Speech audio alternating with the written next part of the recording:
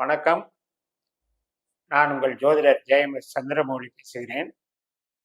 குரு ஜோதிடம் இந்த சேனல்ல உங்களுக்கு நிறைய ஜோதிட தகவல்கள், ஜோதிட பதிவுகள் மிகவும் உபயோகமாக பயன்பட்டு வரும்.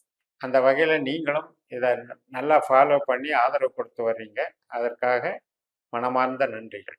இந்த பதிவு கன்னி லக்ன அன்பர்களுக்கு, இந்த சேனலை பார்த்துட்டு இருக்கிற ஜோதிட நேயர்கள் லக்ன ரீதியாக ஒரு கோச்சார கிரகங்களையும் பார்க்கறத நீங்க ஃபாலோ பண்ணீங்க அப்படின்னா நம்மளுடைய கேள்விகளுக்கும் நம்மளுடைய எதிர்பார்ப்புகளுக்குமான பலன்களை நம்ம புரிஞ்சுக்கலாம். அதே போக ராசிங்கிறது நமக்கு நடக்கிற திசாபுத்தியை குறிக்கிற ஒரு பங்களிப்பு. ஆனால் விதி கொடுப்பனை நம்ம இந்த மாதிரி இருப்போம், நம்ம பணம் தொழில் பலம் இப்படித்தான் இருக்கும், நம்ம உறவுகள் இப்படித்தான் இருக்கும்னு விதி கொடுப்பனை தான் நிர்ணயப்படுத்துறது தான் லக்னம்ங்கிறது. அப்போ கன்னி லக்ன நேயர்களுக்கு இப்போ செவ்வாய் கிரகமானது 40 நாட்கள் மகர ராசியில் பயணிக்கிறார். இந்த கன்னி லக்னக்காரர்களுக்கு பிப்ரவரி 5 முதல் மார்ச் 15 வரை இந்த 40 நாட்களும் செவ்வாய் பூர்வ புண்ணிய ஸ்தானம் 5ஆம் இடம் என்பது சந்தோஷம், கலைகள், குழந்தை அப்படின்ற ஒரு உயிர்பற்றான பாவத்துல செவ்வாய் போறாரு அப்படிங்கும்போது, அது உச்ச பலத்துல போறாருங்கும் போது எப்படிப்பட்ட பலன்களை தருவார் அப்படிங்கிறத பார்க்கணும். அந்த நம்ம ஜனன ஜாதகத்துக்கும் கோச்சாரத்துக்கும் ஒரு தொடர்பு படுத்தி பார்க்குற முறை இருக்கு. இப்ப நம்ம ஜனன ஜாதகத்துல செவ்வாய் கிரகமானது நல்ல கிரகமா கெட்ட கிரகமா? ஆதிபத்திய ரீதியில பார்த்தா செவ்வாய் தான் கெட்ட கிரகம். 3ஆம் வீட்டுக்கும் 8ஆம் வீட்டுக்கும் அதிபதி. 8ஆம் வீடு என்பது அஷ்டமாதிபதி என்பது கஷ்ட நஷ்டங்களை தர்றவர், தோல்வியை தர்றவர்ன்னு எடுத்துட்டாலும் 3ஆம் இடம் என்பது நம்மளுடைய மனசையும் ஆழ்ந்த அறிவையும் நம்மளுடைய ட்ரைனிங் மென்டாலிட்டி, கருவுகளை உபயோகப்படுத்தக்கூடிய திறமை, பிரயாணங்கள் இதையெல்லாம் குறிக்கிற இடமா இருக்கிறதுனால 2 பாவங்களையும் இயக்கிறதுனால நம்ம ஒரு இயற்கையாகவே இந்த செவ்வாய்ங்கிறது எமோஷன் பேஸ்டு கேரக்டரை நம்ம மனசை உருவாக்கிட்டு இருக்கும்னு அர்த்தம். ஆனால் நட்சத்திர ரீதியாக நம்முடைய லக்னத்திலேயே செவ்வாயினுடைய நட்சத்திரமான சித்திரை இருக்கு. 2ஆம் இடத்துலையும் அதே சித்திரை துலா ராசியிலையும் இருக்கு. அப்ப இது எதை சொல்லுது அப்படின்னா, நம்ம சிந்தனையை பயன்படுத்தி நம்ம பணம் சம்பாதிக்கிற ஒரு கான்செப்டை செவ்வாய் நமக்கு தந்திருக்காருங்கிறத சொல்லுது. அப்ப மகிழ்ச்சிக்கும் மன வாழ்க்கைக்கும் குழந்தைகள் பிறப்புக்கும் ஒரு பூர்வீகம் சார்ந்த, தந்தை வர்க்கம் சார்ந்த, சகோதர வழி சார்ந்த நன்மை தீமைகளுக்கும் செவ்வாய் பொறுப்பேற்கிறார். அதே நேரத்தில் பணம் சம்பாதிக்கிறதுக்கும், சொந்த தொழில் செய்கிறதுக்கும் அல்லது ஜாப் ஒர்க் பண்ணுறதுக்கும், ஒரு வேலையில் போய் ஒரு அதிகாரியாக பணியாற்றுறதுக்கும் இந்த செவ்வாய் காரகமாக இருக்கார். இப்படி உயிர்பற்று பொருள்பற்று 2க்குமே ஆதிக்க பலம் பெற்ற இந்த செவ்வாய் கிரகமானது சூரியனுடைய நட்சத்திரம், சந்திரனுடைய நட்சத்திரம், செவ்வாயினுடைய நட்சத்திரம், இந்த 3 நட்சத்திரம் வழியா இந்த 40 நாட்களும் பயணிக்க இருக்கார்.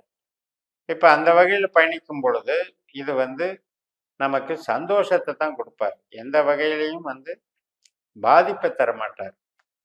இப்ப உற்பத்தி சார்ந்த துறையில இருக்கோம் அப்படின்னா, நாமளே தொழில் செய்யறோம், நாமளே உற்பத்தி பண்றோம், நிறைய ஸ்டாக் வச்சு வியாபாரம் பண்றோம் அப்படின்னு வச்சுக்கிட்டீங்கன்னா, அந்த மாதிரி வியாபாரம் செய்யற நபர்களுக்கு இந்த 5ஆம் இடம் என்பதுல இந்த 40 நாட்கள்ல டிமாண்ட் கொஞ்சம் குறையலாம். அப்ப இந்த டிமாண்ட் குறையும் போது நம்ம டிசைனிங்கு, மார்க்கெட்டிங்கு இந்த மாதிரி ஃபீல்டுல, கமிஷன் வகை ஃபீல்டுல கொஞ்சம் கான்சென்ட்ரேட் பண்ணிக்கிறது நல்லது. மற்றபடி இப்போ ஒரு விளையாட்டுத்துறை, கலைத்துறை, டெக்னாலஜிக்கு, அதாவது இப்போ கம்ப்யூட்டர் லைனு, கமிஷன் லைனு, இதுக்கெல்லாம் சாதகமாக இருக்கும். இப்போ கன்சல்டிங் பிஸ்னஸே பண்ணுறோம். ரியல் எஸ்டேட்டில் என்ன நடக்கும்? கன்சல்டிங்கில் பண்ணி அதில் கமிஷன் வகையில் பேச அந்த பேச்சினால நமக்கு தொடர்புகள் அதிகமாகி மூளை உழைப்பின் மூலமாக பணம் சம்பாதிக்கிறதுங்கிறது தான் இந்த கான்செப்ட். அதே மாதிரி தான் கலைத்துறை, விளையாட்டுத்துறையும் இதெல்லாம் சாதகமாக கொண்டு போகிற அதே நேரத்தில் உற்பத்தி சார்ந்த துறைக்கு இது கொஞ்சம் நெகட்டிவாக வேலை செய்யும். அப்போ அளவுக்கு அதிகமாக ஸ்டாக் வைக்காமல் இருந்துட்டாலே போதும். டிமாண்டுக்கு தகுந்த மாதிரி உற்பத்தி பண்ணணுங்கிற ஒரு கான்செப்டை இந்த 40 நாளும் பயன்படுத்திக்கிட்டா பிரச்சனை வராது. பொருளாதாரம் நல்ல நிலைமையில இருக்கும்.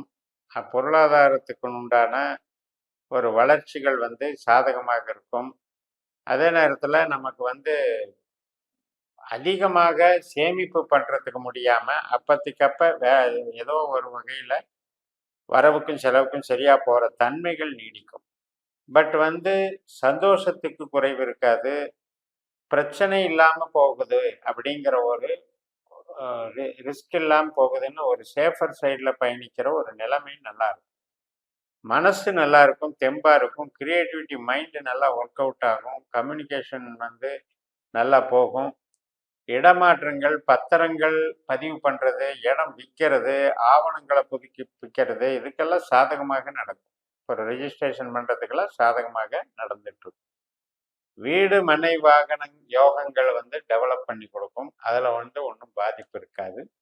குழந்தைகள் வழி ஆதாயம், குழந்தைகள் வழி மகிழ்ச்சி, குதூகலம், குடும்பம் நலம், பொது காரியங்கள், திருமண காரியங்கள், குழந்தை பிறப்புக்காக நம்ம பிளான் பண்றது, இதுக்கு எல்லாமே சாதகமான நாட்களாக இது அமையும். இப்போ ஒரு வேலையில புதுசா போய் ஜாயின் பண்ணோம், வேலையே இல்லை, இப்போ வேலைக்கு போய் ஜாயின் பண்ணோம் அப்படின்னா கம்யூனிகேஷன் லைன்ல இருக்கவங்களுக்கு மட்டும்தான் கொஞ்சம் சப்போர்ட் பண்ணுமோ இல்லையா, உற்பத்தி சார்ந்த தொழிலில் இருக்கவங்களுக்கு கொஞ்சம் அந்த நேரம் வந்து காலகட்டம் வந்து மைனஸாக இருக்கும். இதுக்கு வந்து இப்போ எஜுகேஷன் லைனில் போகிறவங்களுக்கு அதுக்குண்டான ப்ரிப்பரேஷன் பண்ணிட்டீங்கன்னா நல்லாயிருக்கும். அதாவது ஒரு படிப்பு, ஒரு வேலைக்கு ஜாயின் பண்ணோம், அந்த வேலைக்கு உண்டான ஒரு சர்டிஃபிகேட் கோர்ஸ் ஏதாவது இருந்தால் படிக்கலாம் அப்படின்னு இந்த நாட்களை வந்து அது ப்ரிப்பரேஷனுக்கு பயன்படுத்திக்கலாம். அப்படி பண்ணிக்கும் போது உங்களுக்கு சிறப்பாக இருக்கும். போட்டித் தேர்வு விஷயங்கள், இதில் வந்து எக்ஸாமினேஷன், இது எல்லாமே வந்து படிப்பு சார்ந்து கன்சல்டிங் அந்த மாதிரி ஒரு கோர்ஸ் எடுத்து ஒரு கம்ப்ளீட் பண்ணுறதுக்கு இந்த 40 நாட்களை பயன்படுத்திக்கலாம். திருமண வாழ்க்கை, கணவன் மனைவி உறவு, இது 2 பேருக்கு அந்யோன்யம், வளர்ச்சிகள் இதெல்லாம் நல்லா இருக்கும். திருமணம் புதுசாக ட்ரை பண்ணுறவங்களுக்கும் காரியம் கைகூடும். வளர்ச்சிகள் ஆணாக இருந்தாலும் பெண்ணாக இருந்தாலும் நன்மைகள் நடக்கும். அதே மாதிரி இந்த காலகட்டத்தில் நமக்கு புது நண்பர்கள் அறிமுகம், அதில் வந்து ஒரு வளர்ச்சி, புது சூழலை உருவாக்குறது, இடமாற்றங்கள்னால நம்ம வந்து அனுகூலம் பெறுறது, இதுக்கெல்லாம் சாதகமாக இருக்கும். நமக்கு பூர்வீகம் சார்ந்த நன்மைகள், குலதெய்வம் சார்ந்த நன்மைகள், தந்தை வழி ஆதாயம், இதெல்லாம் வந்து வளர்ச்சிகள் வந்து நன்றாக. இப்போ வந்து ஒரு ஆராய்ச்சி கல்வி படிக்கிறீங்க, பிஹெச்டி படிக்கிறீங்க, அதுக்கெல்லாம் சிறப்பாக இருக்கும். கன்சல்டிங் லைனில் போகிறீங்க, ஒரு இன்ஸ்டியூஷன் நடத்துகிறீங்க, அதுக்கெல்லாம் வந்து மேம்பாடாக இருக்கும். இப்போ பயிற்சி மையங்கள் நடத்துவாங்க சில பேர், அதுக்கெல்லாம் வந்து டெவலப்மெண்ட்ஸு நல்லா இருக்கும். அதே போல் இப்போ நமக்கு கௌரவம் எதிர்பார்க்காம போயிடும். இந்த 40 நாளில் வந்து ஒரு ஈகோ, கௌரவம், ப்ரெஸ்டிஜு இதெல்லாம் ரொம்ப எதிர்பார்க்குற இடத்துல பார்த்தீங்கன்னா நமக்கு அது கொஞ்சம் கிடைக்கல, நம்மளை வந்து ரொம்ப மதிக்க மாட்டேங்கிறாங்கங்கிற மாதிரி ஒரு ஃபீலிங்கை உருவாக்கிட்டு இருப்பாங்க. ஸோ அதை கண்டும் காணாமல் போயிட்டீங்க அப்படின்னா அது ஒன்றும் பிரச்சனையே கிடையாது. ஏன்னா உங்களுக்கு வந்து மகிழ்ச்சி கெடுது அப்படிங்கிறது எதனால் அப்படின்னா அந்த டாமினேஷன் நம்மளுக்கு இல்லையேங்கிற ஒரு இதில் தான். அப்போ அந்த நம்ம ஈகோ, அந்த டாமினேஷன் பாயிண்ட் ஆஃப் வியூ வந்து குறைச்சிக்கணும். சந்தோஷம், எதிர்பார்த்த ஒரு பண வரவு, எதிர்பார்த்த ஒரு மனிதர்களை சம்பாதிக்கிறது, மனிதர்கள் மூலம் நமக்கு கிடைக்கக்கூடிய மகிழ்ச்சி, இதெல்லாம் குதூகலம்லாம் நல்லா இருக்கும். அப்படிங்கிறதுனால இந்த கன்னிக்கு வந்து செவ்வாய் வந்து பக்கபலமே என்று கூறி நிறைவு செய்கிறேன். இந்த சேனலை சப்ஸ்கிரைப் பண்ணி ஷேர் பண்ணுங்கள். உங்கள் தனிப்பட்ட ஜாதக பலாபலன்களை என்னுடைய வாட்ஸ்அப் நம்பரில் தொடர்பு கொண்டு பலன் பெறுங்கள். உங்களிடமிருந்து விடைபெறுகிறேன். உங்கள் ஜெயம் எஸ். நன்றி, வணக்கம்.